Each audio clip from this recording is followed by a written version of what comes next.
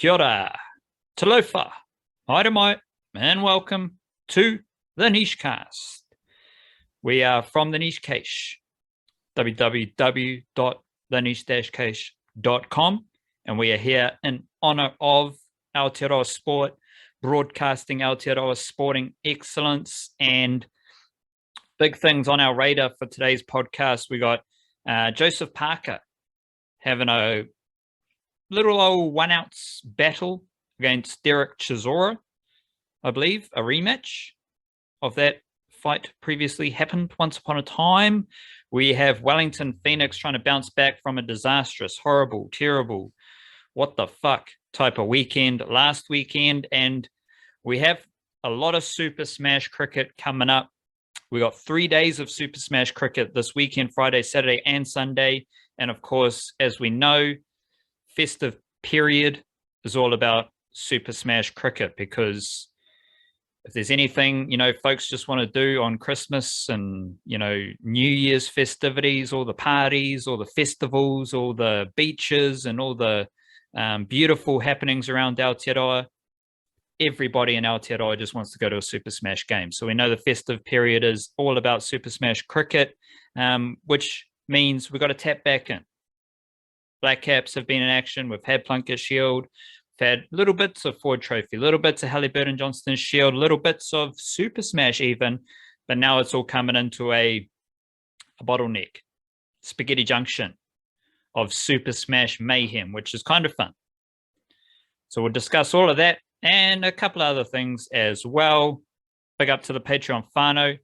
Patreon is the best way to support the Niche Cache and the Niche Cast and the variety show and all the good shit that we are trying to do. So head on over to patreon.com/EL Niche Cache, El Niche Cache.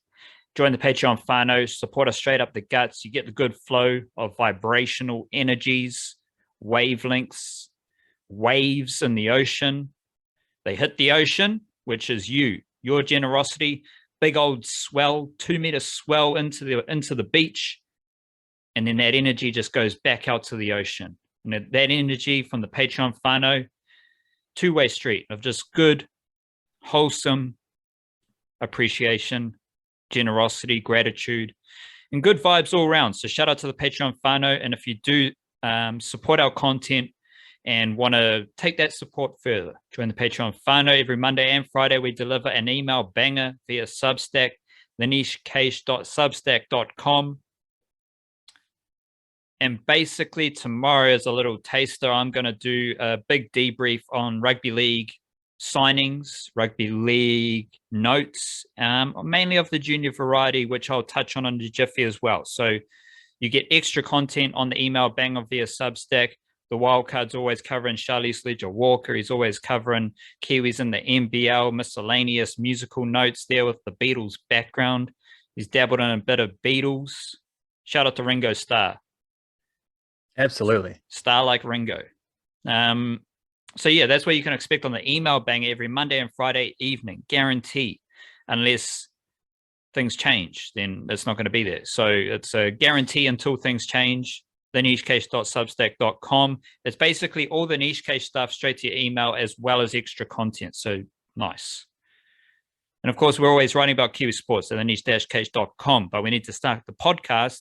And to start the podcast, we need to get into a bit of a mindfulness. And I've already started that with the wave thing. Like, that was a beautiful dose of mindfulness, if I might say so myself. Just thinking about how waves are built up in the ocean, from the depths of the ocean, energy developing, hitting the land, and then just going back out to the ocean. That's what it is. The energy you put out comes back to you. The energy the ocean puts out comes back to it. So I don't know, you're the king of mindfulness around here, Wildcard, or the Buddha, or the guru, or the druid. So can you please, you can expand and extrapolate on the ocean and the waves, or you can parlay that into your own dose of mindfulness as well. Yeah, I did like the idea about the waves and et cetera, et cetera, et cetera. It reminded me of something I heard on a podcast the other day where they were talking about a book. I can't remember who wrote it, but the book was called Braiding Sweetgrass. Apparently, it's like a a bit of a bestseller, written by a Native American woman who's like a botany professor or something like that. And the book is about like the natural world from a American indigenous perspective. So there's a lot of stuff about like, ancient wisdoms and stuff, but also mixed up with like modern science. So I did sneak that one down to chuck it on the old Kindle and maybe read over the summer at some point. But it sounded super interesting because the way the person described it was like, this book, she reckoned this book's like semi changed her life from this perspective, because it was the idea was about like how there are plants that are like integrated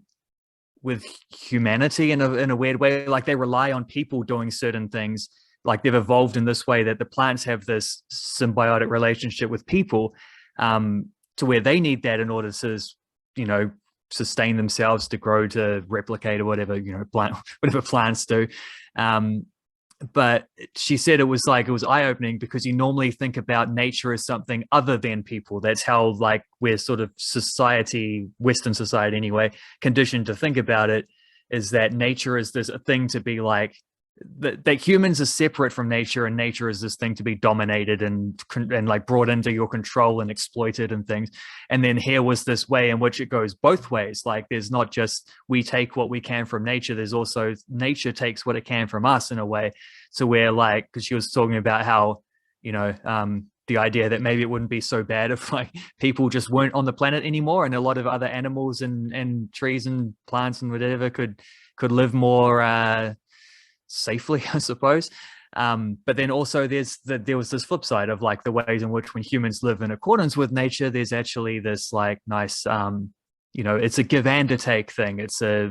Humans are a part of that process, which is cool. I look forward to reading that book. Also, shout out to Ringo Starr. I agree with that. I thought he was an underrated aspect of that documentary. Just like he's underrated aspect of the Beatles, full stop. You just see him like not saying anything, and then they're just jamming, and then he's just got the perfect drum part for a song that's just been written.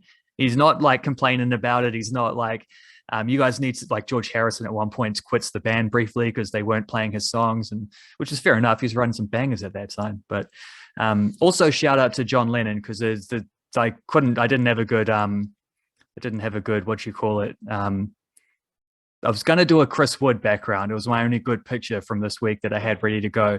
Then I was like, I've done like 3 Chris Wood backgrounds in the last month. So I just picked this one because it was a nice photo, a good screenshot. And also if I go with the old, apologies to like audio listeners here, but if I go with the old thing here on the, where are we?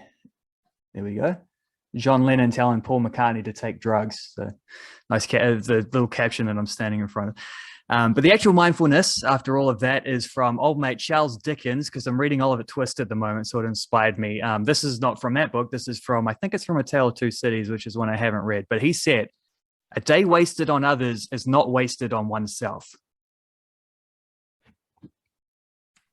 That seems like tapping into a theme, right? Like we've talked about the It need sounds like what I was saying about Ringo in a way, yeah. But the need to connect with others, and the need to get out of your own shit by doing shit for others. And that's what that kind of basically sums up. So pick it up to that. Being generous with your time, all those things.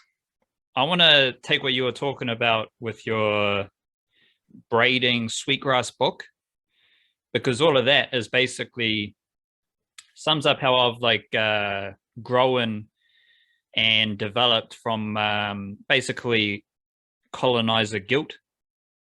But that means having a greater connection to Aotearoa. And the first thing that caught my mind there was braiding sweetgrass, which I thought of instantly as weaving. Because I was picturing like sweetgrass Makes being sense. braided.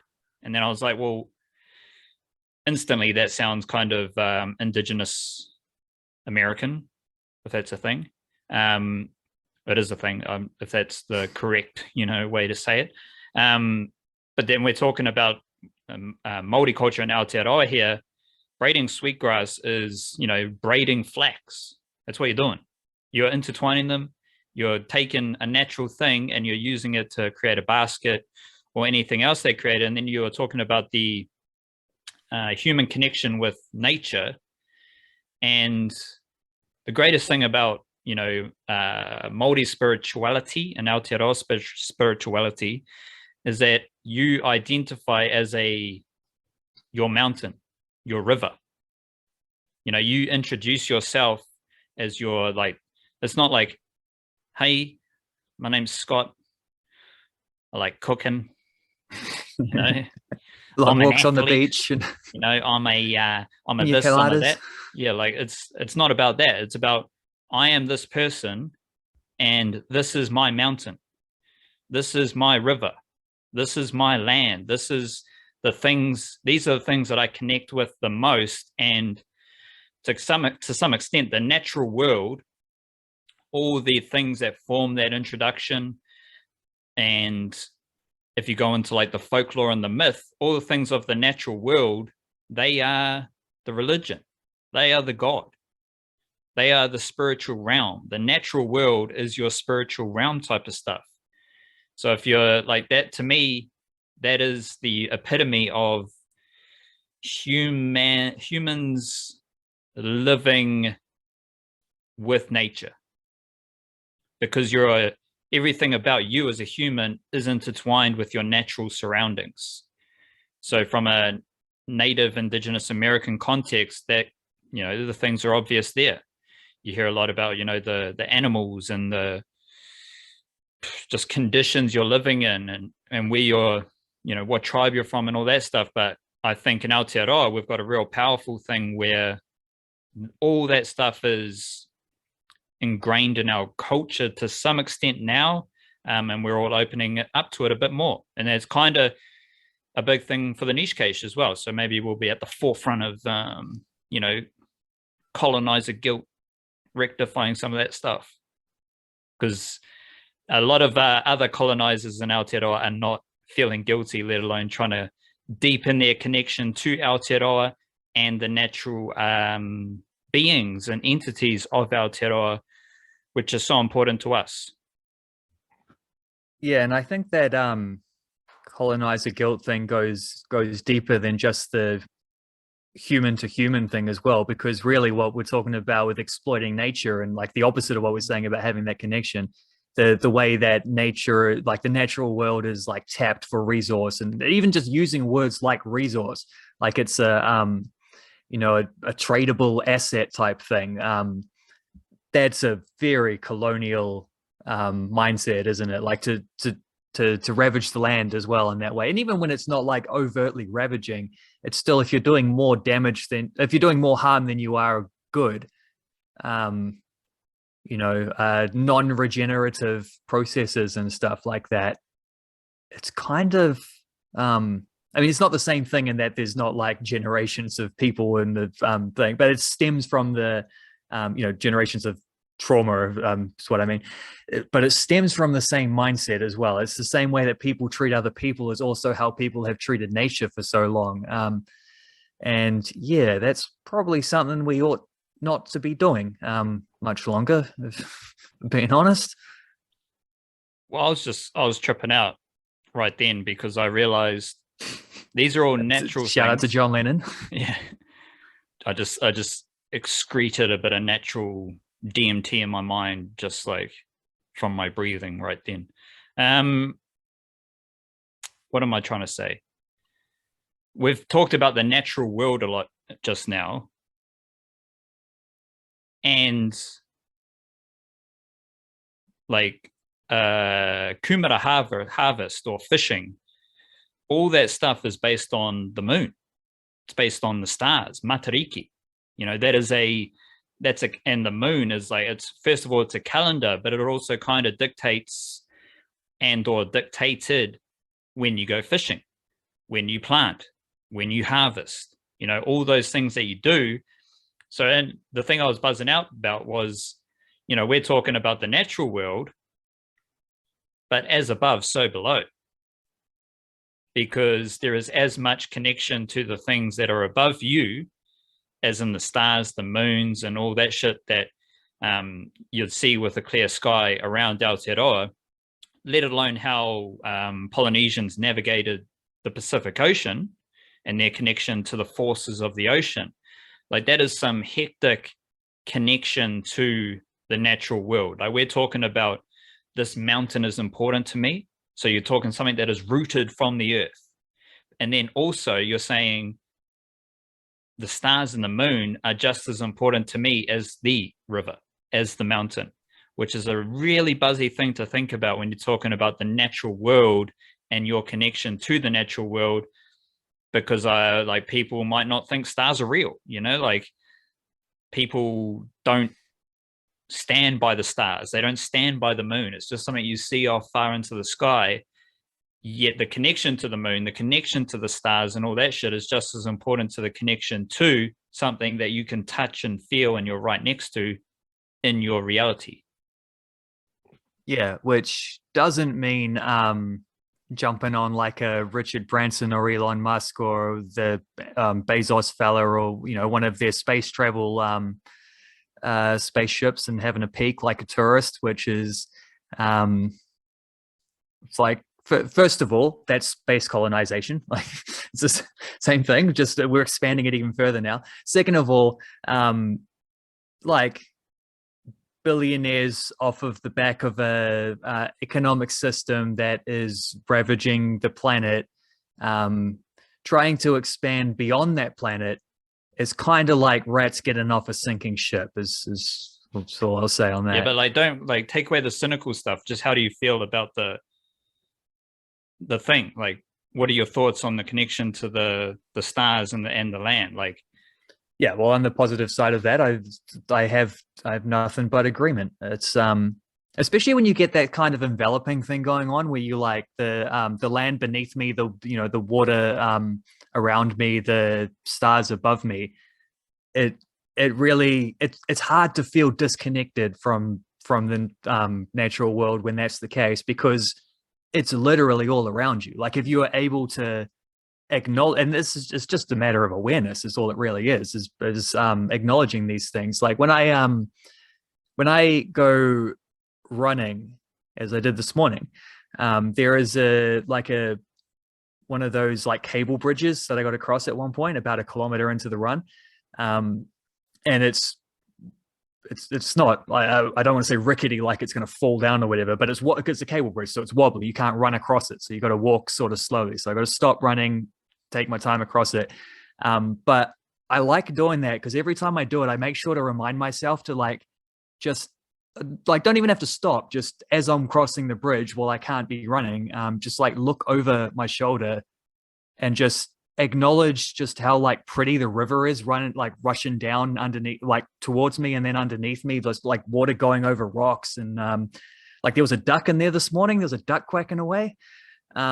Just that level, it's basic, but I just like to make sure I remind myself every time, which I now do is easy to do now because it's become habit, because I forced it into habit.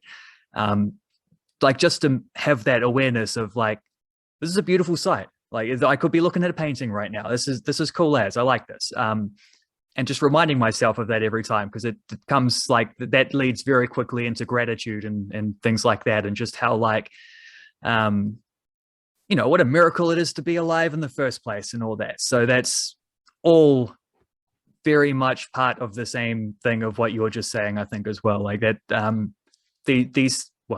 that's the thing with when you start talking about natural stuff, is actually everything is kind of connected. Is you don't actually get like what this idea, and they're all separate things. Is that they all weave in together. I guess swinging it all the way back to braiding your sweetgrass and weaving your flax, and there's the things, the way that these different ideas all do actually like weave in nicely as a singular thing.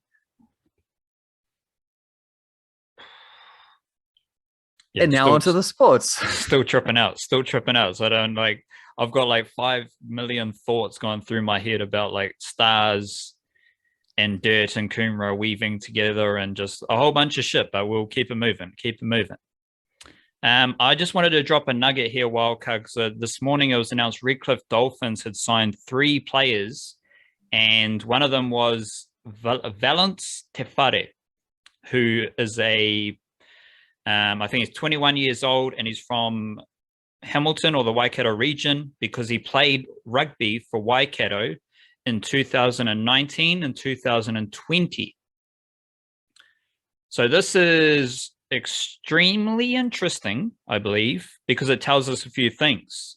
Once again, all the Warriors fans were tripping out about Peter O'Sullivan taking, or Peter O'Sullivan or the Redcliffe Dolphins taking players from the Warriors or the Warriors connection to Redcliffe Dolphins. Peter O'Sullivan just signed a rugby player who hadn't played rugby in 2021, and I couldn't find anything that he was doing in 2021.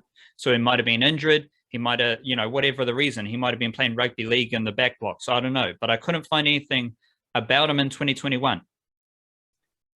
But Peter O'Sullivan, being a recruitment dude, he found a nugget in rugby, right? So he doesn't, it's pretty clear he's not just snatching players from the Warriors, and it's pretty clear Redcliffe aren't just snatching players from the Warriors right now, because they signed a New Zealand rugby player from Waikato, when in theory they could have signed any Warriors player, but they went to an extreme. This also tells us a lot about Kiwi NRL recruitment, because we've got a player who doesn't seem to have a whole lot of rugby league experience, and the depth of the Kiwi NRL takeover is such that the expansion NRL team just signed a rugby player from Waikato, 21 years old, so he's not even straight out of high school. So that tells you about the type of talent that is still around Aotearoa that isn't already in NRL systems. So I just found it really interesting, tying it into some of the Kiwi NRL themes that we have at work here. And shout out to Valynce Te Whare. Never heard of him before. He's an outside back. Seems like a bit of a unit. 183 centimeters, 104 kgs. Powerful. Played on the wing, I think, in rugby mainly. Played, according to itsrugby.co.uk, he played 15 games in 2020, and he played 5 games in 2019. And now he's going to play for the Redcliffe Dolphins, or he's going to be a young player with the Redcliffe Dolphins. So really interesting nugget there. And yeah, that's it. Shout out to Valynce Te Whare, just telling the Kiwi NRL story with one swift move. You've got some Flying Kiwis notes that you want to drop as well before we get into a trio of Kiwi sporting matters. Yeah, because we're with, well, I guess we're hot in the old holiday season right now, which is often, it's a weird one from the Flying Kiwis perspective, because some leagues take a winter break and just like are off right now for the next month or so, or whatever. They'll just, we're not going to play in the worst times of snow and cold and bitterness. And also it happens to be holidays coming up, Christmas and New Year's. So it's nice for players to have a little bit of a break at that time. Some leagues do that. Other leagues, like specifically in England, most famously, just play twice as much. It's instead of having to break, let's play even more in this time, which is a nightmare at the moment for the Premier League, because I would have watched Chris Wood play for Burnley this morning, but it got cancelled, or postponed rather, because the Watford team they were meant to be playing against had they had enough COVID cases that they couldn't put out a full squad with an unimpeded bench and everything. So that one got postponed late notice. And like that all gets, that gets hectic on some parts. It gets the opposite of hectic on other parts. I think all of this crowded interest probably goes to hide what I think is the most exciting thing going on right now in the Flying Kiwis realm, which is that the January transfer window starts in 2 weeks. And I think this could, January, you don't always get the major transfers, but I think this could be a pretty interesting one. There's a few guys who are definitely in contention for interesting kind of, keep an eye out on what this person does kind of thing. Joe Bell is the most famous one. Joe, like the iconic option, because he's just finished an absolutely brilliant season with Viking in Norway. They finished third. It was their best finish for, I think, 14 years or something like that. Qualified for Europe next year. They'll be in the Conference League, the tier European men's competition. But whether Joe Bell will be there or not is another matter. He's midway through the Norwegian season, because they run year on year rather than the sort of 2018-19, 2019-20 type seasons that England and a lot of other European nations roll with. He was heavily linked to Barnsley in the English Championship, like at the midpoint, around the time of the Olympics, really. That didn't come through. Barnsley, it sounds like, just didn't stump up the cash, and probably a good thing, because Barnsley, I've kept the odd eye out on how they're going, just in case they come back for him now. They're pretty rank. They're down around the relegation zone of English Championship. I think Championship would be a really good step for Joe Bell. I think he'd do well in that league, plus he'd learn a lot because it's a little more physical and intense. But he's way too good for League One. Like, you don't want to be going to a team that's battling relegation. You want to be going to a team that's hoping to get promoted. So we'll see how that goes. He's got one more year on his contract with Viking, and they are trying to get him into the negotiating room for a new deal, which I would suggest, if they did do that, I would imagine it would come with a release clause as well. So that might it might mean that he's, that might play havoc with whether or not he's moving imminently or not. But I don't think he's in a position where, go back, play some European football next year. It wouldn't be the worst backup option in the world.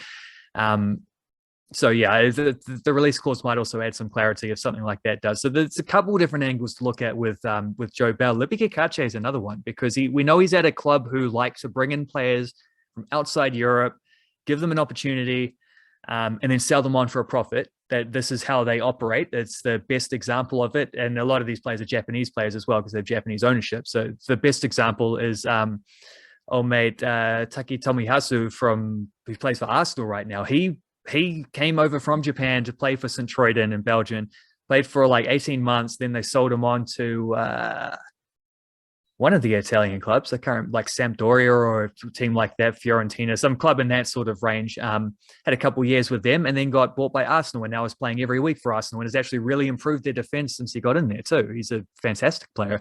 Played against Liberato Cacace, in fact, in the Olympics for Japan. He was centre back in that game. So whether that's, we know that's the way that STVV like to operate. We know that that's probably their long-term plan for Cacace when they signed him from the Phoenix. If they had a transfer fee for him, that's because they knew they could probably recoup that and then some if he comes off good. So lately he's not been, he did actually get a start yesterday, but that was his first start for about a month and a half. He's sort of dropped to the bench. It hasn't entirely felt fair the way that that's happened.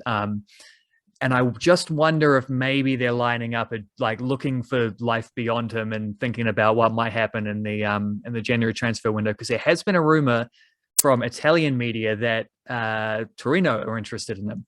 And that would be cool because Torino are a fun team. We play fun football. We'd be playing with Andrea Bellotti. That'd be cool also, though, Torino have Matt Garbutt in their under-19s team, because they signed him around just after the Olympics. Obviously, if they were scouting Matt Garbutt at the Olympics, they would have seen Liberato Cacace at the Olympics. And there was a game at the Olympics where Liberato Cacace scored an absolute wonder goal as well, if you recall. I forget which one that was, but it might have been the Honduras game. So they'll be well aware of who he is and that he may be available. So that's number 2 on the list. Winston Reid, free agent. Didn't sign with a club in the short term because he wanted to build up his fitness. He's been hanging out in the UAE, even played for the All Whites in one of those games where he wasn't initially going to, but is just at a level with his fitness. Apparently he's looking like, I've seen some of you got to take a grain of salt when it comes to watching Instagram fitness clips of athletes, because obviously they're picking the best bits. Same deal with when boxers show their highlights of their sparrings and stuff. It's like, you're not showing the punches that missed. But he looked good in that All Whites game. He looked sharp. And he has been specifically targeting this January window to do whatever he's doing next. So Winston Reid's on the list. There's a few guys who are out on loans in the Scandinavian leagues. Nando Planeka was one, Marko Stamenic, Dalton Wilkins, all of them signed for those teams on deadline day last time, and they were only up until the end of this calendar year, so only half-season loans. Whether they go back or what the deal is there, who knows? One transfer has already happened, which is that Logan Rogerson's gone back to FC Haka for another season with an option of a next season. I think that's still a loan, but I'm not 100% sure because I didn't. There was a translated thing. So fair enough. He was getting good minutes for them and playing quite well. So nice for him to continue that sort of ease in and then go back to HJK in a year or two if things are working out nicely for him. Then we've also got the NWSL has a couple of drafts going on. So the American Women's League. One is an expansion draft where Abiosex's fine. She's been protected. Katie Bowen can't be picked up in that, but Ellie Riley is potentially available if San Diego or Los Angeles, whatever they're calling themselves, if either of them want to pick up an experienced Kiwi American left back, then there's an option there to add to their squad. Ellie Riley, on the one hand, a little bit stink that she wasn't protected initially, but also I wonder if maybe that is entirely not deliberate because she's actually she was born in California and grew up in California. So the option to go to a Californian team maybe isn't the worst thing in the world for her. So that's on tomorrow, Friday. So we'll see how that goes. And then a day or two later, there's the college draft, which has both Daisy Cleverly and Jackie Hand, both recently seen featuring for the Football Ferns. Both of them are available. The NWSL college draft, Katie Bowen's the only New Zealander who's ever been picked up before. Katie Bowen has been offered a new contract from Kansas City, so I don't know if that's been signed yet. It's another one of see how that goes, whether that happens. Rosie White was not offered a contract, so she's a free agent. So she's another player who, if she wanted to go back to Europe, there'd be that option in January, or if she wants to wait till next season and see what's up, or if she wants to go short-term loan or short-term deal to the A-League Women's, that's also an option. A few of the Australian players have done that. So there's more where that came from, but I would say that is your top however many. There's your primer, the major names to watch out for, and I'll write about some of this in more detail in the coming days. But I reckon that this January transfer window could be a bit of a banger. So the January transfer window speaks for itself in January. You mentioned the NWSL draft that is tomorrow, Friday, and then the NCAA women's draft. When's that? This weekend. So it's either Saturday or Sunday. I forget exactly which. But I think there's a very good chance that both. I would be stunned if Daisy Cleverly isn't picked up because she's done an extra year. Actually, she did a grad student year, so she's like a 20-time New Zealand international. Jackie Hand having played a few internationals as well. Very good college career. I think that only boosts her chances. So I think it's a very good chance they both get drafted as well. It's not like you see in the men's one where you get a list of like 400 players and there'll be 3 Kiwis on there and they don't go anywhere. Like I think genuinely those 2 women could very easily be picked up. So massive weekend for women's football in the, I don't know what kind of country USA is. It's a lot safer and a lot nicer than some of the other countries around the world. It's also a strange country, but massive time for Kiwi women's football, specifically the Football Ferns in the strange old fucking country that is the USA. So big couple of days for women's football in the strangest fucking country in the world. Not this. No. It's definitely not the strangest country in the world. Jesus crappy dude. It might be. I don't know. I think it could be. There's stranger countries in the world than the USA. Yeah, but they're not on the same scale. And also you sort of expect some countries to be strange. And so like you expect North Korea to be very weird. It's almost weird to the point where it's suddenly not weird anymore because it's expected. America just continually surprises though. It does. And yeah, I don't know where surprises factor into the Football Ferns in the major league draft and the college draft, but it's going to be a massive few days. You rattled off like almost 5 or 6 names there across both drafts. So you'll be all over it. and there'll be plenty more information coming about that. And that is all a bit more immediate than the January transfer window, which will play out over the course of a few weeks. This weekend, we have Joseph Parker fighting. I believe David Nyika is also on the card as well. So you've got Joseph Parker and Certainly David is. Nyika. And we've seen a lot of David Nyika at the amateur level. And this signifies a nice little leap forward for him in the professional ranks. Both have moved over to Tyson Fury's camp, and they are training with Tyson Fury. So I think for both of them, I'm curious about the impact of Tyson Fury. I reckon that's kind of the funky idea to ponder here, is the effect Tyson Fury and his coach and his environment has on Joseph Parker and David Nyika. Especially this revamped version of Tyson Fury that is very likable. And so you can't say anything really too bad about Tyson Fury right now. And I am struggling to find because you have to look at like positive and negative of joining a Tyson Fury camp. I'm struggling to find any type of negative kind of impact moving to Tyson Fury's camp would have for either Joseph Parker or Nyika. And they both have interesting context in their careers, because Nyika's coming into his the start of his pro career, and he's been a major factor on the New Zealand boxing production line for a while. Like, a lot of people know who he is, even though like he's compared to the UFC fighters, a lot more Kiwis might have an idea of who David Nyika is compared to like a Brad Riddell. But you look at their professional careers, and Brad Riddell is probably a bit more advanced than Nyika. And this is his it's not his first professional bout, I don't think, right? Like, No, second, because he was on the undercard of Parker Farr. Yes, but that lasted like 30 seconds, that fight. So yeah, it signifies a big jump in his professional career now. And then we've got Parker, who is like, he had that win over Junior Farr, but there's a very weird kind of vibe around Parker, especially some of the name suppression and criminal stuff that was floating around him in New Zealand.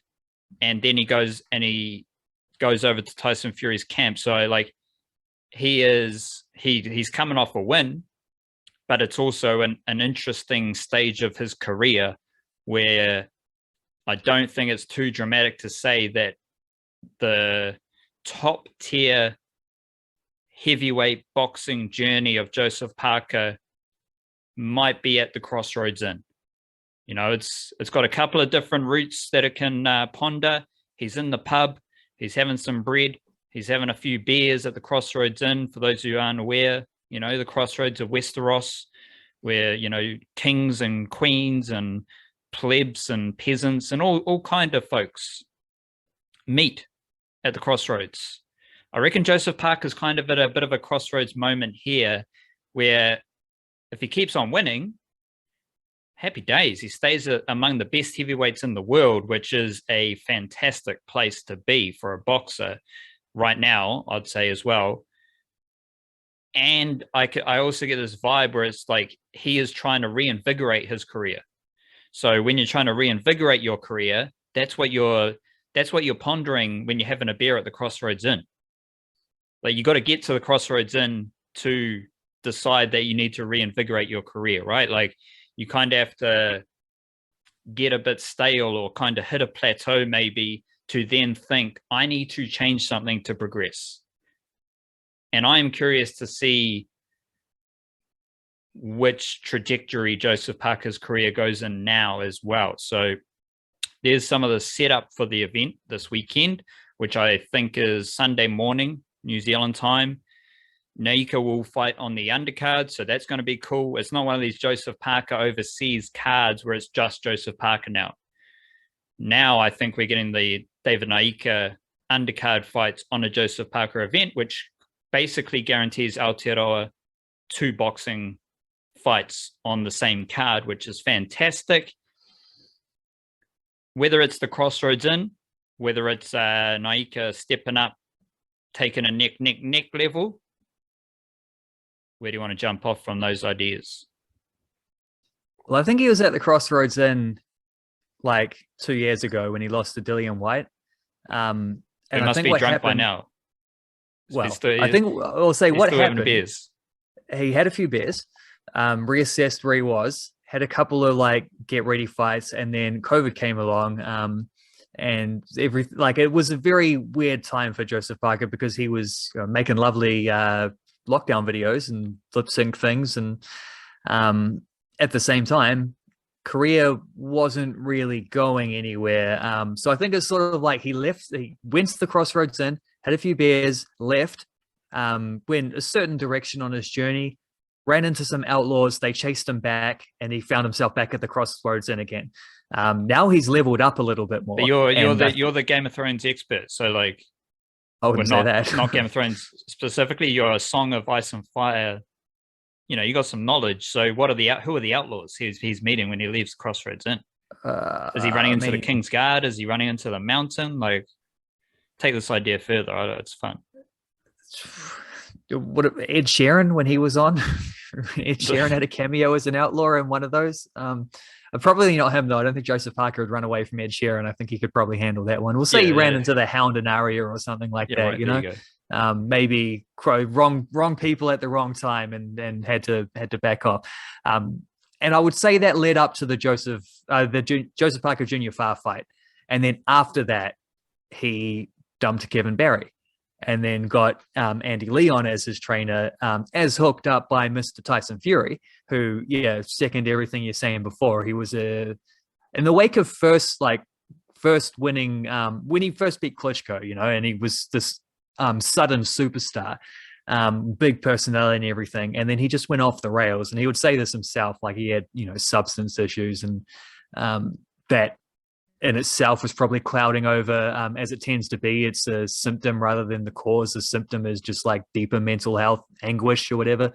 And he was not a very cool person at that point, saying deliberately offensive things and winding people up and just being a bit of an asshole. It's actually crazy how much he's like come around since then, to where he genuinely seems like a nice dude who, is out there caring for other people and being brothers with Joseph Parker. Both of them have said that they consider each other brothers, which I do think puts a weird little hiccup in his next Crossroads Inn venture, because he doesn't actually want to fight Tyson Fury. So I don't think he's getting a title shot. And maybe he wouldn't have been able to angle himself into one anyway before this time, but I don't think he's getting a title shot until Tyson Fury retires, which by Tyson Fury's claim is probably going to be in 4 fights time. He had a 5-fight list. Trilogy with Deontay Wilder was the first one, knocked that one off. Next, he's got to beat Dillian White, probably. That's being ordered by the WBC, mandatory defense, seeing as the other bouts are tied up in the rematch of Usyk and Joshua. Then the winner of that, which he seems to think will be Anthony Joshua, we'll see how that goes. He expects 2 fights there. So the winner of that and then a rematch probably, just to be sure of it. And then also he does actually want to fight Derek Chisora again at some point, because he's fought him a couple of times before, and Chisora is a bit of a loudmouth. So he wants to put him on the canvas one more time as well before he retires. So I don't know that, suppose he does that, wins all those 5 fights in a row. He's already 1 out of 5. He's not going to see that he has anything left to achieve in boxing. And I don't think he would fight beyond that. He's already retired once, which is actually how Parker got his belt in the first place, when he was, as a vacant WBO that Tyson Fury had let go when he retired in the during his, struggles. Expect if he gets another title shot, it'll be because of that. So in light of that, I think he's got 2 years to work with, Parker, from this point onwards. And I don't really think this Chisora rematch has much effect on that. Because he's beaten him once, if he loses the second time, it's still 1-1. He's still got something to fall back on. It's not ideal. Beating him a second time would be pretty emphatic, but I also don't think beating him a second, he has time to make up for if he does lose a close one. If he knocked out horrifically in the 3rd round after being pummeled in the face for the entire fight up to that point. Yeah, obviously. But, that's a risk that you take any time you fight as a boxer. If you get demolished, that's going to look bad. But we don't expect that to happen, Joseph Parker. It's not really in his character. not too often that he does get knocked down. Chisora did put him on the turf early last time, and that was a bit of a like sudden, shocker, which I don't expect to see that happen again. Like, I don't really know that he's obviously in a better place if he wins, but I think if he does lose, as long as it's commendable, I don't think that makes any difference to the long-term goal. It does mean that he's going to have to work his way back up, maybe to where he is now again. So it goes. That's boxing. So that maybe takes some of the dampener off this fight. But also rematches are super funky because you've had that first fight. And because of that, it's no longer about this like unknown test of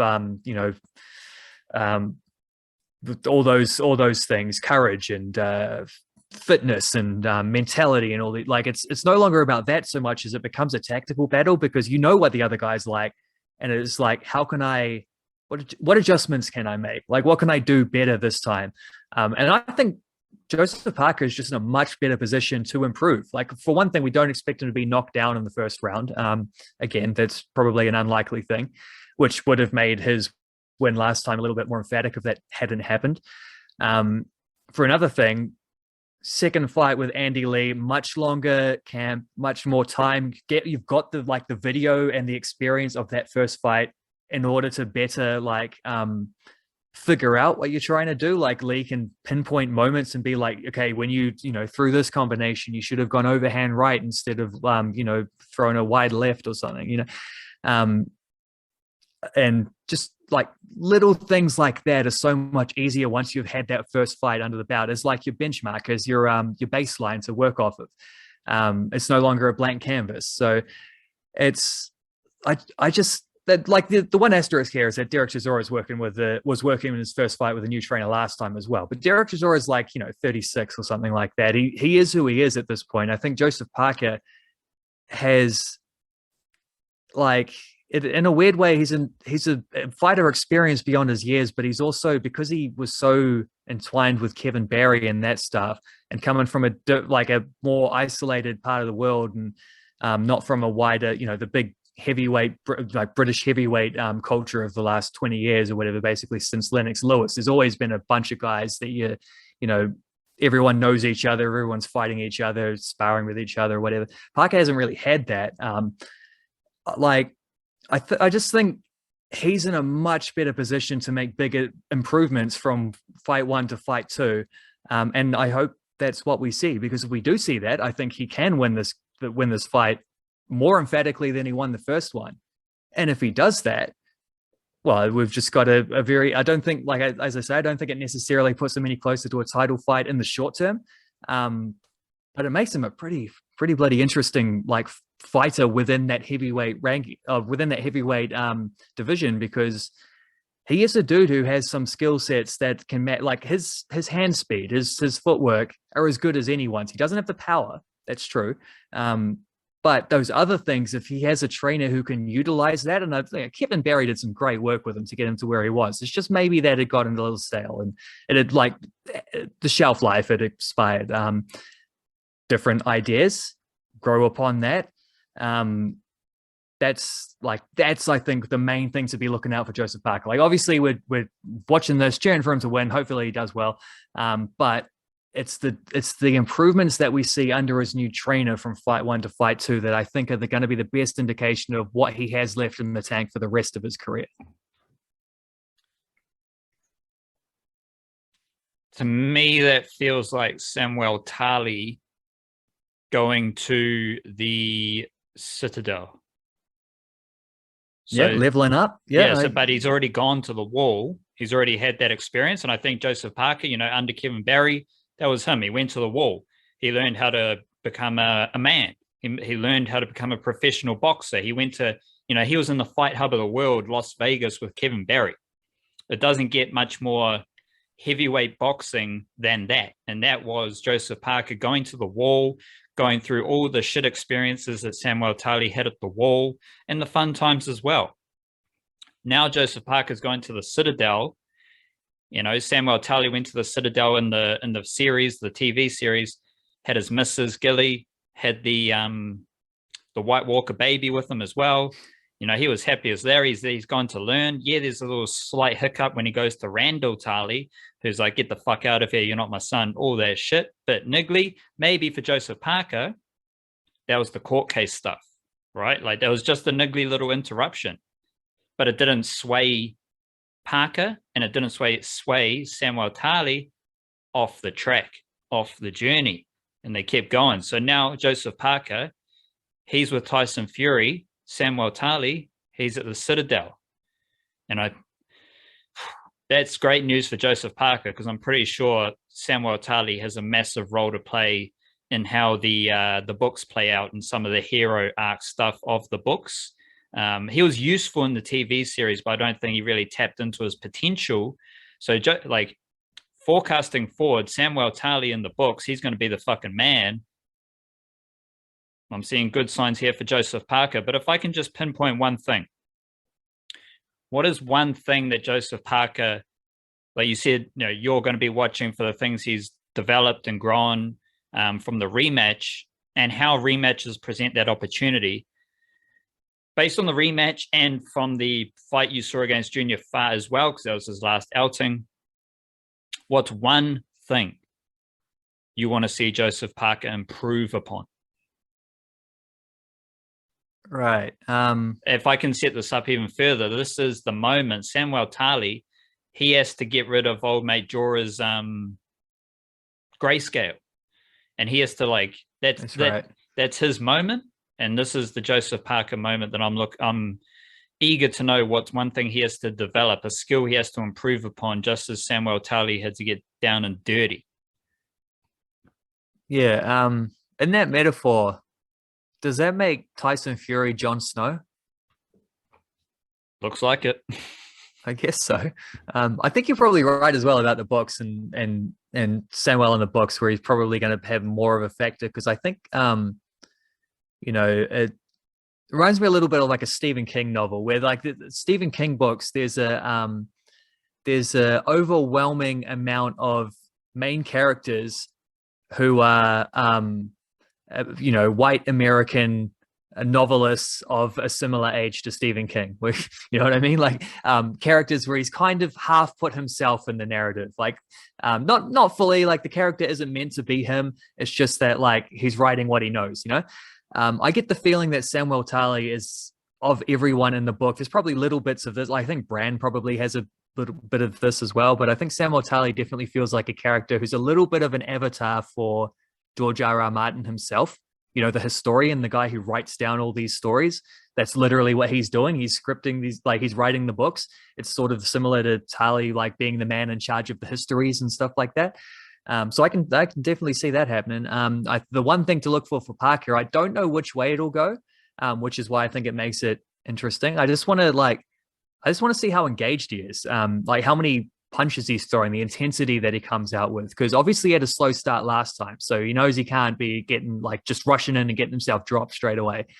He's up against a fighter who has very good power, and an experienced guy who knows exactly how to get to his punches, but also a guy whose fitness just is not going to be at the same level as Parker. So Parker will know that he can wear him down, because this is what happened in the first one. He did wear him down over the course of like 6 to 8 rounds, and then really cashed in at the end. Not in a way where it looked like he'd knock him out, but just in a way where he knew he could win those last rounds just by outpointing him, by throwing more punches, landing more punches, being more active once the other dude was fatigued, once Chisora had like lost his legs. So I think it's definitely a balance, because if you come in going crazy trying to throw heat, like the more punches you throw early on, the more you tire the other guy out, because you give him more to do. Standing at a distance and not engaging him is just like everyone's saving breath at that point. But also he can't be getting like risking those counters early on when Chisora does have his legs and is like at like, his lungs are no dramas there in the early rounds, where he's still got his full lung capacity of breath. That makes sense. Like he can't be copping those rotten counters at that point, but he also needs to engage him enough to tire him out to capitalize later on, if you sort of follow the up and the down, the give and the take there. So That's what I want to see. And I don't know which way it'll go. I don't know if he's going to be like less engaged early on in order to be cautious and make sure he doesn't get in a deficit and just hope to win a couple early rounds and then slowly ramp the pressure up to tire him out that way. Or if he'll come out like all guns blazing and really try to like dictate terms early on and tire him out quicker. I don't know. I don't know which way it'll go. That's why I think it'll be interesting to see. I'm just thinking like, because you said, so your one thing is how engaged Joseph Parker is. Maybe for the listener, is there a way to simplify that a bit more and wrap it up as like his volume, as his movement, as his power, or is it more of a mongrel thing? Is it more patience, maybe just intensity? But like, is there a way we can simplify it from his engagement into something that is easier to see in the fight for the viewer? Yeah, I mean, it's all of those things that you just said, but I think the simplest indication, it wouldn't be the full story, but it would be the best indication that gives the most of the idea, like just volume of punches, just like total punches thrown. How does that look throughout the rounds? Like, is it going to be one of those things where it starts quick and tails off or whatever, or the other way around? Does he, only throw like 15 punches in the first round, but works his way up into the 30s by 4, 5, 6? Like, or is he going to be consistent the whole way through? Like just that, like the number of punches that he's thrown, I think will give the closest indication of how that's going to look. So maybe like activity. Like his because that signifies his engagement. Yeah, that's a good word for it. Any ideas or just summary of Nyika? He's fighting a guy called Anthony Carpin, Frenchman. Anthony Carpin doesn't sound like a very French name. Maybe it's Anthony Carpin or something. I don't know. French, 31-year-old French heavyweight. No, nothing to look at in terms of like ratings or anything like that. He has a career record of 5 wins, 6 defeats, and 2 draws. He hasn't won a fight since 2018. So, yeah,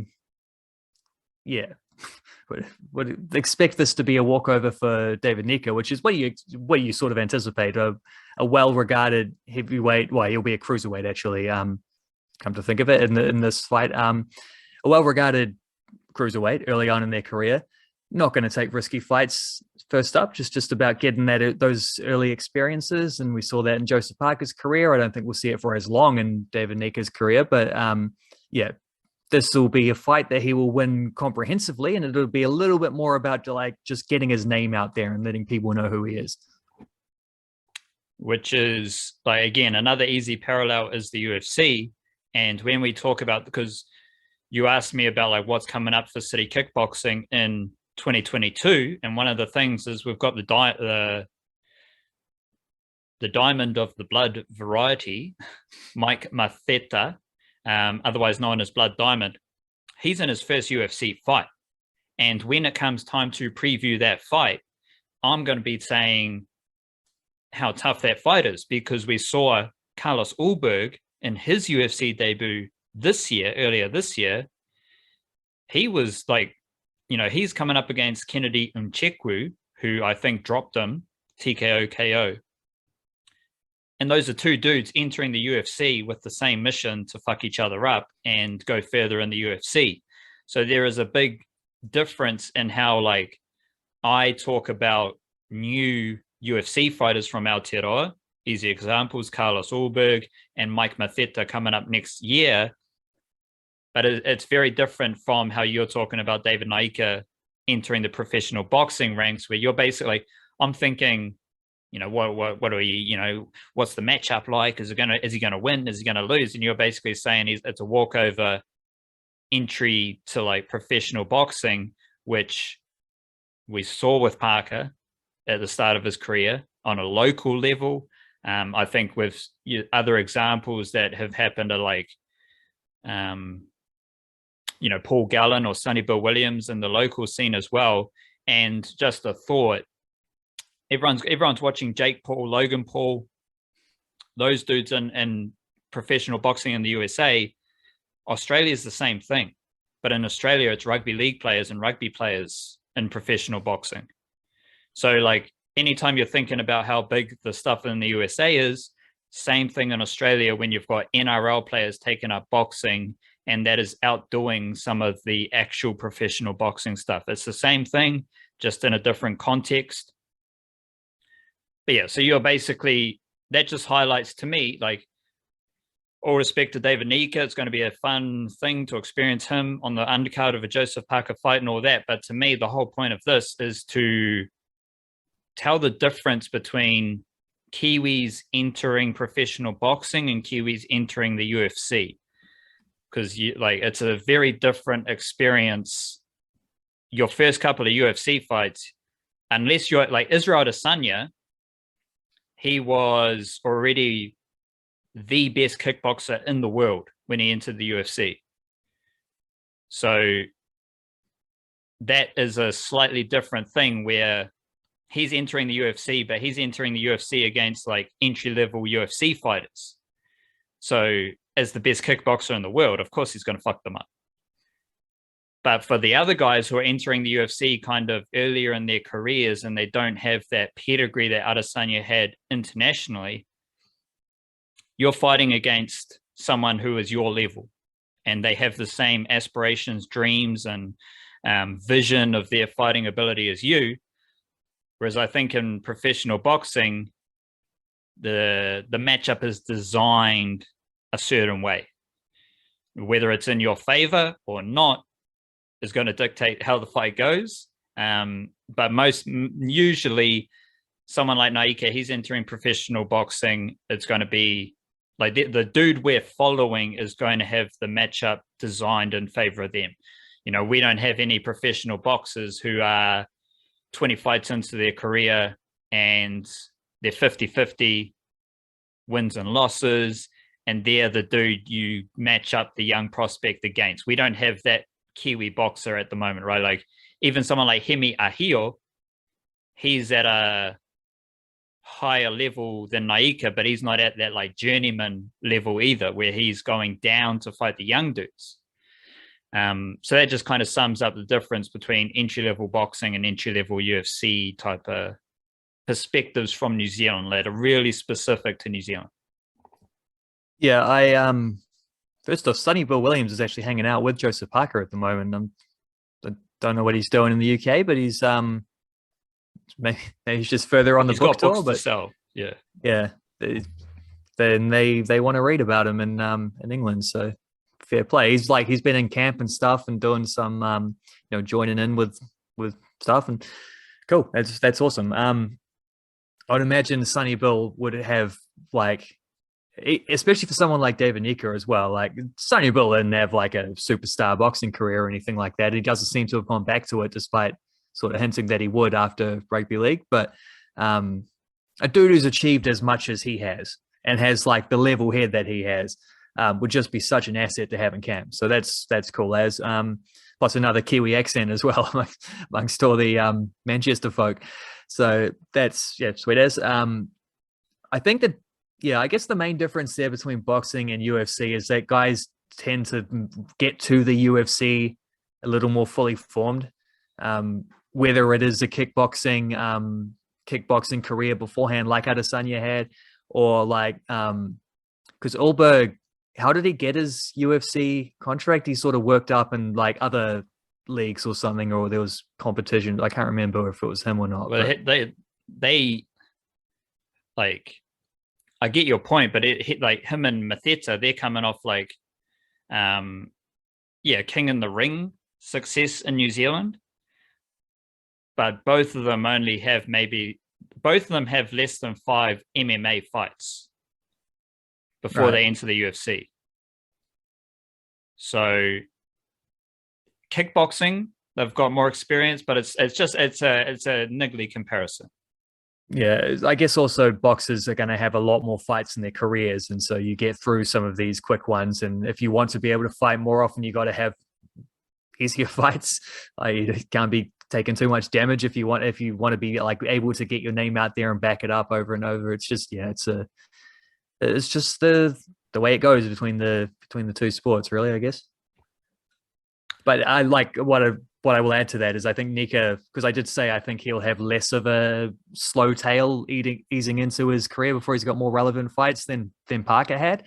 I think like he's like clearly positioned himself to piggyback off of Parker. He's joining into the camp and making friends with all these fellas and everything, so that will help him. Like that's a leg up. Also, just because he's got a bit of a glittering amateur career, you see that like Alexander Usyk, heavyweight champion of the world right now, maybe not the lineal champion, but the guy who's got the most bouts.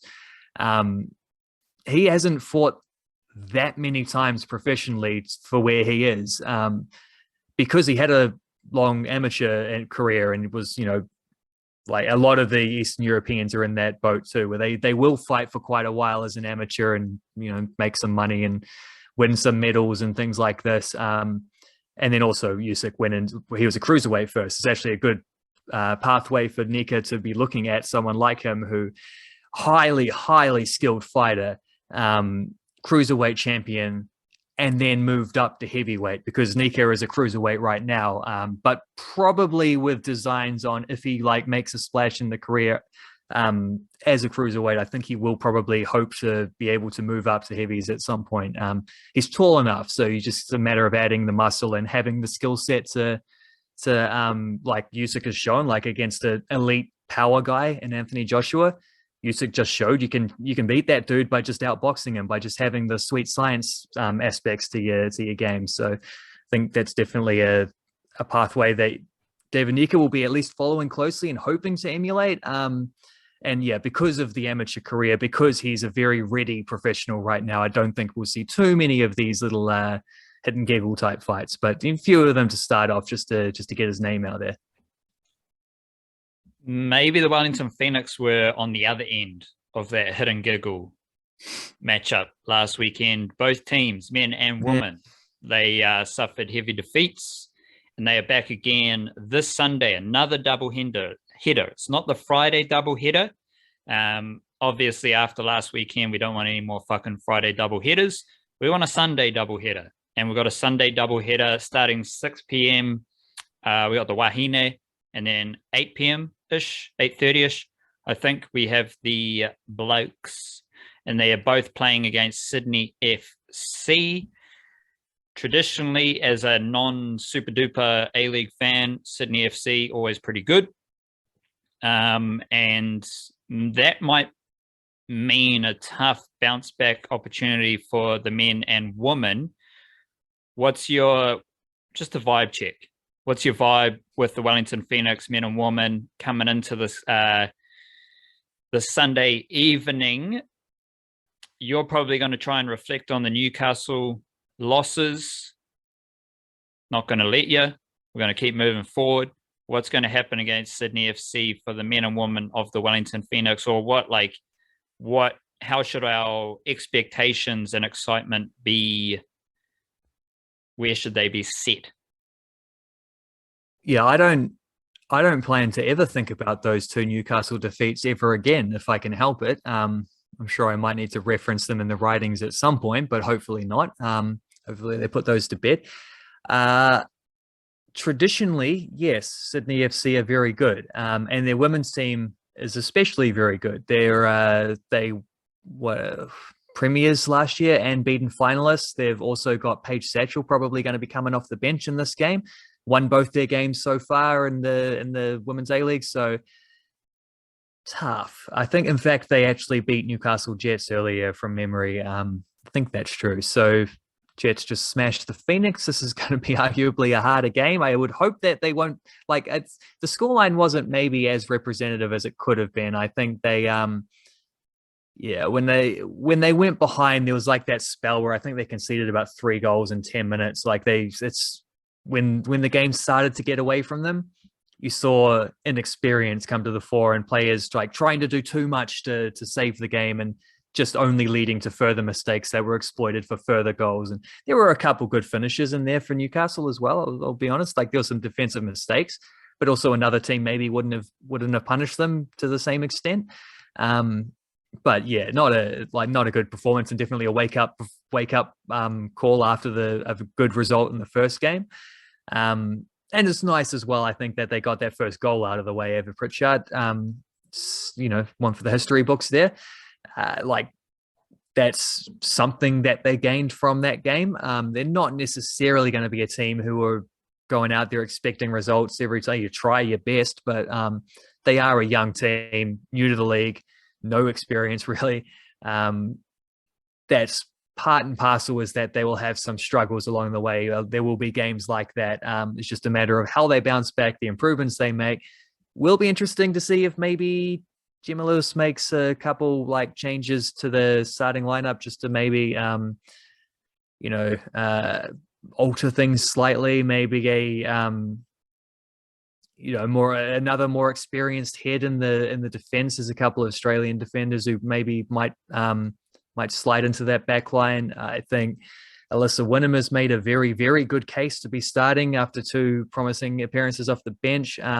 She really does seem like someone who's just a pure number 10, so someone who can actually link the midfield to the front line in a way that nobody else has quite managed to do with the same efficiency so far. So a few little wrinkles like that. It'll be interesting to see how that goes. The men arguably already bounced back to some extent because they had a good win against Avondale in the FFA Cup to make the quarterfinals for the first time in the club's history on Tuesday night. Is that they came back to Auckland to play Avondale? Avondale, the Melbourne suburb, I believe, was. Having said that, Mario Barcia, starting central defensive midfielder, very well known from his time with Team Wellington, and also Scott Hillier, Kiwi centre back, although I noticed he was playing right back in this game. A very, very good defender. I thought he was Team Wellington's best 2 years ago when he was there, but he didn't play the last 2 seasons because he's been living over in Australia. We're playing in a probably slightly higher league there and doing what he does. That was funky that happened, that they ended up playing against a couple well-known, one Kiwi player, one Argentine who's based in New Zealand. Ben Wayne scored another goal in that game, set up another one in those 2 FFA Cup games. He's got 2 goals and an assist, so that's awesome because he's going to need to be quite an important player against Sydney on account of Gary Hooper's gone back to England for personal reasons for a couple of weeks, and even more short-handed than they already were. They're down another import for the short term. So reinforcements are coming. They've got this Mexican fella, Sandoval, who'll be joining at some point, probably in the new year. They've got Gary Hooper will be back before too long, hopefully. It's going to get better, but they might have to really dig deep for the next couple games. It helps that they do already have at least 4 points on the board. A couple disappointing losses, the last 2, but they did get at least something of a buffer to start with. And they are actually ahead of Sydney FC on the table because Sydney FC have drawn 2 and lost 2. They have not won a game yet through their first 4. They're looking bang average, which is a very big surprise for what Sydney FC are normally like. We saw Melbourne Victory struggle big last year. They actually look really good now. I think it's Tony Popovic, isn't it, who's come back and coaching them to something good. Marco Rojas is looking very sharp for them, which is lovely to see. Costa Barbarouses not looking sharp for Sydney FC because he's injured. So he's not going to play this game and probably won't play for another 6 weeks or something. It's a bit of a medium-term injury there, which is not ideal, but maybe helps the Phoenix a little bit. So, difficult circumstances overall. Like there was a stronger team that played that FFA Cup game. So there's a few guys like, Roofer and Payne who'll be backing up for the second time in a week, third time in 10 days or whatever. It helps that there's a Friday to Sunday gap between the A-League games. A little bit of that, a little bit of tired legs, and they are down their top scorer. And that is, coming off a really disappointing loss where they were thoroughly outplayed by Newcastle, probably the worst performance of the Ufuk era. Having said that, Sydney FC not looking to flash themselves, so maybe a little bit more vulnerable than they ordinarily would be, and maybe that's an opportunity for the Phoenix to, bounce back. They have been very good at making adjustments like that under Ufuk. So fingers crossed on that one. I don't think we can expect too much from the women. I think we're looking more like just individual improvements, how the team's starting to gel and get like combinations that are beginning to grow, looking at some mentality bounce back more than results bounce back.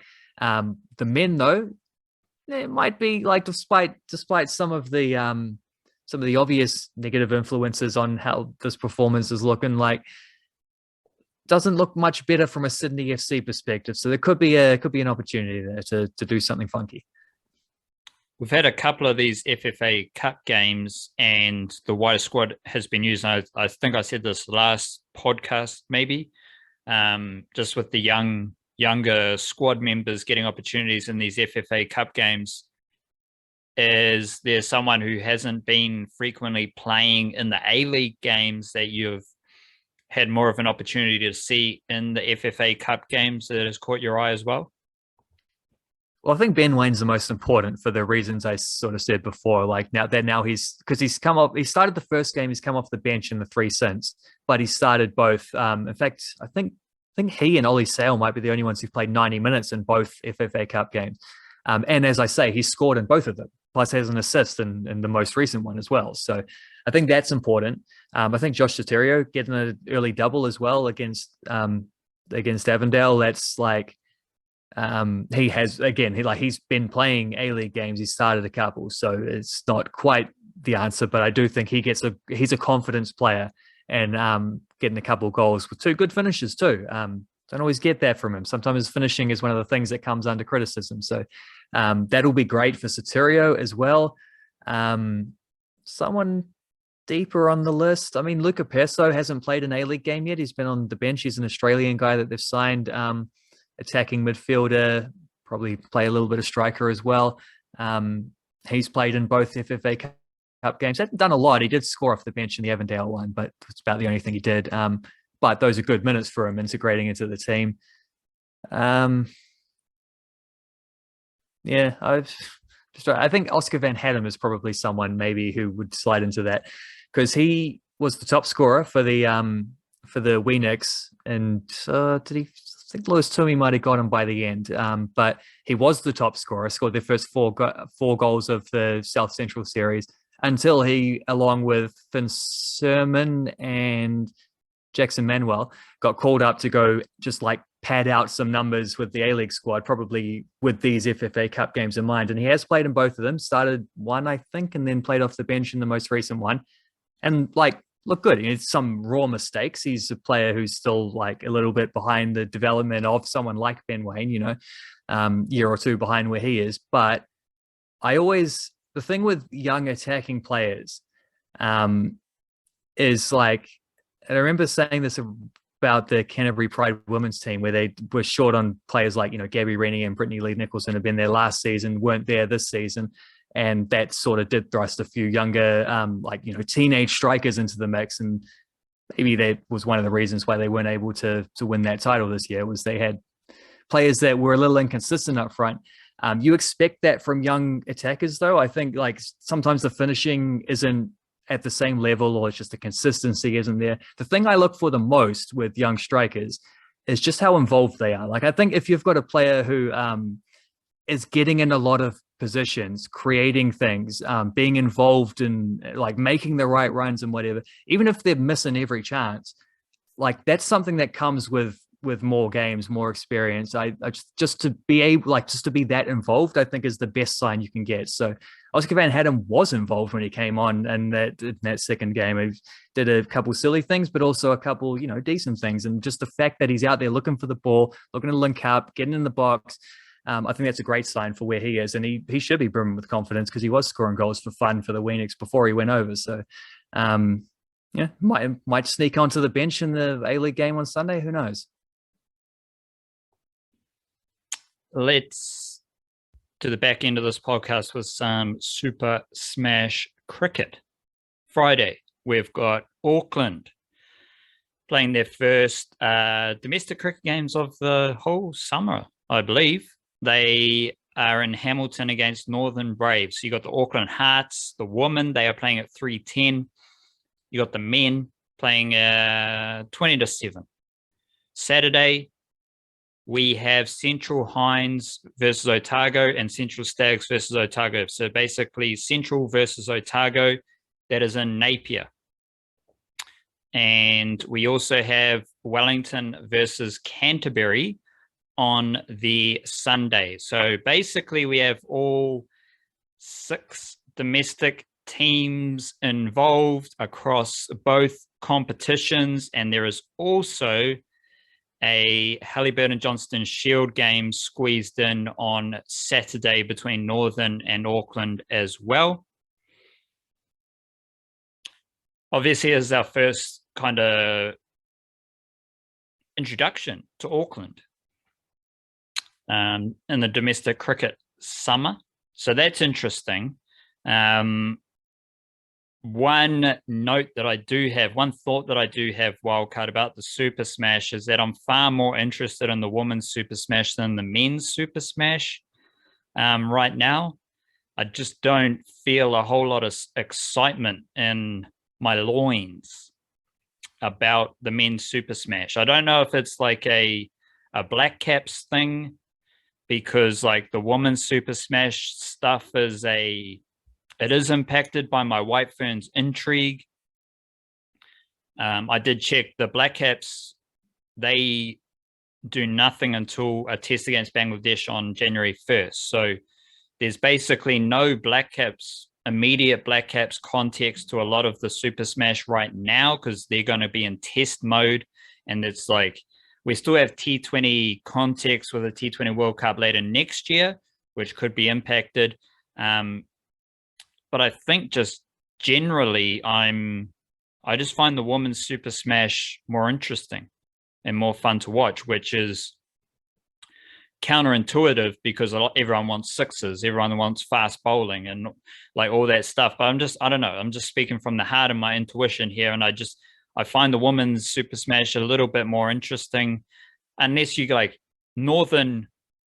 There's little pockets of like men's Super Smash intrigue, like Matt Fisher bowling for Northern Districts is something I'm keeping an eye on. He's a quick young lad and just looks like an interesting bowling prospect. But other than those kind of pockets, I'm definitely more interested in the women's Super Smash. Maybe first and foremost, just what's your another vibe check? What's your Super Smash vibe right now? My Super Smash vibe, all about the women's Super Smash and just following that and tracking that and telling that story. I just find it more interesting. What's your general Super Smash vibe? Given that this is the first time this summer, every team is involved. It's over the course of 3 days. It's a Super Smash party. How are you feeling? Yeah, I've watched bits and pieces of Super Smash up to this point, and some Ford Trophy too on the YouTube live streams. But I hadn't checked scoreboards or anything like that, or stat tallies or anything until about 30 seconds ago. So a vibe check is that I'm hoping that this is the ramp up now, because it has been a little bit weird with like Auckland not being involved, and supposedly all the teams are going to get 10 games in by the end of the Super Smash. You'd hope so. It seems the path is a little bit cleared for that to be able to happen now. So maybe this is when it ramps up. It does get like a little, at least the next 2 weeks, because the partly because they're playing the 2 limited overs things in conjunction. So there's Super Smash and Ford Trophy / Halliburton Johnson Shield games going on at the same time. Not the same time, but like going from one to the other in the same week kind of thing. It's all been a little bit, I don't know, lacking focus a little bit, but I think that's more me than the competition. That's because I quite like that. I don't mind that. I sort of thought the way they used to, or the way they have done it in the past, of just like, we're going to have this month off and just play all the Super Smash in this. I like this way better, where you get you go from 1 days to T20 mode, and it's a little bit funkier, and players who don't play 2020s don't have to just not do anything for that whole time. Like they've got play some 1 days or whatever. It is a little bit weird because I think he highlighted the thing quite nicely, the lack of Black Caps context, because it is test mode when they come back.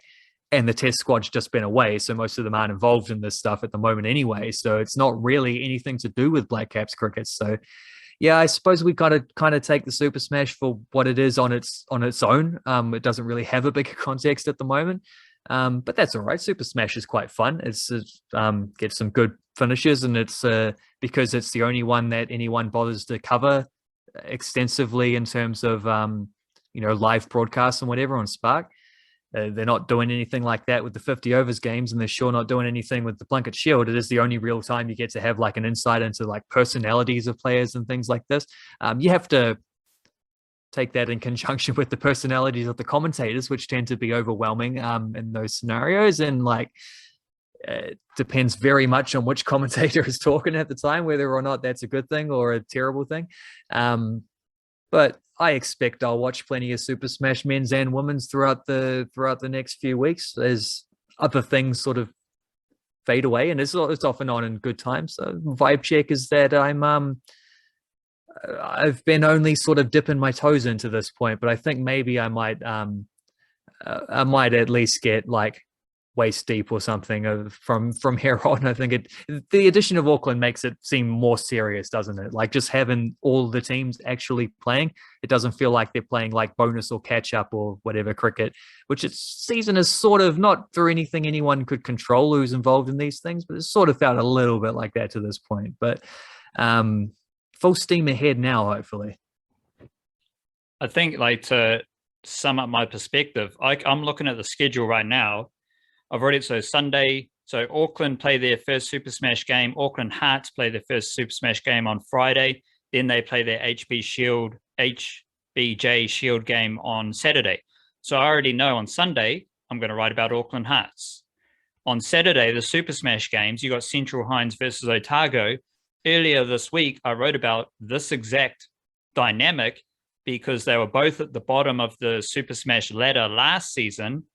And right now, Otago Sparks are 3-0 and Central Hinds are 0-3. So two teams from the same starting spot at the end of last season, one is undefeated and one doesn't have a win. So that's an interesting idea. Then you've got Wellington versus Canterbury, and it's big dogs. It's Amelia Kerr and Amy Satterthwaite. It's basically, other than the Otago Sparks, undefeated, it's the best teams in the country. You know, you got Satterthwaite, Frankie Mackay, Leah Tahuhu is not bowling, but she is absolutely destroying bowling attacks. And we all know Wellington, Amelia Kerr, White Ferns, Maddie Green, Lee Casper, Tamsin Newton, and stuff like that. So all three of those matchups, I've got an idea in my head. That is the seed, or it's the Central Hinds and Otago one I've already written about, but from there you can expand on it. But all those ideas are just easier. They come to me easier. When I'm thinking about the men's stuff, I'm just like, I don't know. It's just a bit like that, where it's just like, I don't know what's going on. And it's like, and you first need to have some clarity and calm before the ideas come to you, where I can't even get to that point with the men's stuff because I'm just all over the show with my own brain and my own mind. So I don't think it's anything to do with the competition. It's just, well, it's way more personal. It's just how I feel and how ideas come to me. But that's why I find the women's Super Smash so much more interesting right now.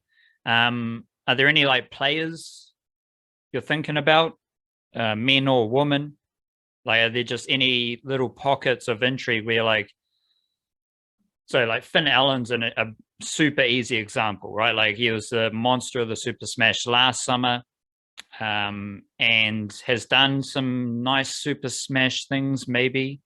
Let me just double check. He has 57 runs at a strike rate of 183. So he is doing Finn Allen Super Smash things 2 games down. Is there someone like that where, because like, to be honest, I'm thinking about the most interesting Super Smash men's player. I'm kind of thinking Finn Allen. Is there anyone of a similar ilk with yourself where you're like, I'm just like intrigued how this player starts the Super Smash, or intrigued about what this player does in the Super Smash, regardless of the T20 context, just as a opportunity to see this player on TV or to just see what they're up to and and just an interesting pocket in men's Super Smash, because that's where you seem to be the most focused. Well, I think Fenelon is the only player who I've thought like, or who I would think like, you know, check the phone. Oh, Wellington are about to start their innings. Fenelon's batting. I better turn it on. Like, drop what I'm doing. I think he's the only person who would fit into that blockbuster category. And actually, I mean, I think arguably the women's competition would be more likely to throw up names like, I mean, Amelia Kerr should be in that blockbuster category, come to think of it, because since she's come back, she's just like dominated every game that she's played. So, yeah, like, I don't know. I don't think there's really many players who like would join those two in that tier, though. I'm not sure there. I'm a little bit more going back to the vibe check, a little bit more about just like, is there a game on? Chuck it on in the background if I'm doing nothing else, kind of thing, rather than anything like chasing out individuals or whatever. And then, you know, just take what you get. Same thing as the men's competition in particular seems to be offering up right now. It is what it is. Take what you get. I do think there's an interesting parallel, though, for something else you said about the women's competition seeming to be more focused and interesting from a writer's perspective, because I felt that way through the South Central Series football about the women's stuff there as well. I was making sure, I mean, part was there was 2 games versus 3 games per week, so it's quicker to watch those games and then write about them. But I was, you know, I published the women's article first every single week for a reason, because they were the games that I was more drawn to. The finish was thrilling because you had 3 teams across out of 4 who could still have won it going into the last weekend. I think just seeing what Canterbury were doing was like, it's not rebuilding, but, you know, it's the natural process that you go through of, you know, especially because there was I think the Wellington Phoenix existence added to this, because they took a chunk of players out of the player pool that would have been playing in this competition. So those players need replacing. Who comes up? Well, Canterbury have got this incredible like record of bringing through really talented young players. So let's see who those players are for them. What's going on there? Whereas the men's comp is a little bit more. It's definitely, you know, still extremely enjoyable. Great moments throughout, but other than the Wellington Phoenix and Ole Academy, it's a little bit more like, you know, players have been around a lot more. It's not as young of a thing. There is the idea of you got to play 2 under 20s players in your starting lineup. So there's a couple guys in every game, but there's also those guys are coming into a existing club situation who've been playing together all week, whereas there was franchises still in the 4 women's teams that were involved. Would have been 4 clubs from Northern League were the Auckland teams available, and Hamilton Wanderers, who also qualified. So just through basically most of those reasons, like the women's competition just seemed to be that much more important and have that much more going on, which definitely seems to parallel what you're saying about the cricket as well. Yeah, the women's, like, having the White Ferns and a home World Cup, that adds like a serious dose of intrigue straight away, because that's the like finale of the summer. But I just think it's like there's just something interesting with every team type of stuff. Like Central Districts are 0-3, and they have 3 White Ferns seamers, and they haven't bowled a team out. You know, so that these players are competing for White Ferns World Cup slots, and the White Ferns seem to already have selected their World Cup squad, because they're holding all these camps ahead of the World Cup outside of domestic cricket. And I'm seeing a lot of players that are in these White Ferns camps that are not among the best players in the Super Smash, or they are playing bad, and they're playing bad and losing teams, and they have already been pigeonholed as World Cup selecting chances by being in these White Ferns camps. And that's where everything just gets a bit more, if I was a tabloid, I'd be saying like tasty, or like everything just gets a little bit more juicy. But I'm not a tabloid, and I'm a serious cricket reporter. So it's just more interesting. It's just there's a lot more little pockets of intrigue. Obviously we've talked about Auckland coming back. What are they going to do? And there's a lot of young players that are really interesting in the Super Smash, and I just think it better tells the story. And I think this is the same with the football. Each competition holds a more important relevance and standing in the landscape than the men's competition, because for the men's sports and like men's football and men's cricket, these competitions aren't as important. They just simply aren't. Where for the woman, they are kind of the be all and end all for those players. So that, you've got Leah Tahuhu just smacking sixes all over the show while she doesn't bowl. But when the World Cup comes around, she needs to bowl, right? Like Sophie Devine is still in Australia. So at some point she needs to come. Hayley Jensen is one of Otago's best players, and she's gone to Australia. So how do they come back in ahead of the World Cup? Amy Satterthwaite and Susie Bates are kind of stacking up games, and it's just so much more interesting than the men's cricket. I think like the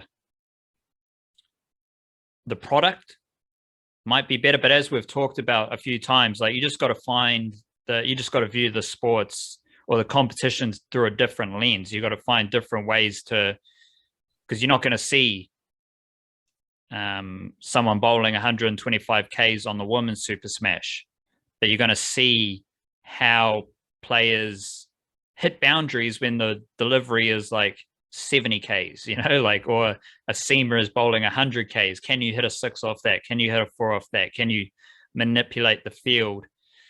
And it's just cool. It's just funky. But there is I'd be lying if I said if it was like cool and funky without that White Ferns horizon lurking, because everything is kind of framed by that, whether it's how the best players are performing, because they are going to be the most important players come the World Cup time, or whether it's the fringe younger group or the fringe older group, which players from those two groups are standing up and saying, select me for the World Cup, instead of, I've been invited to White Ferns camps.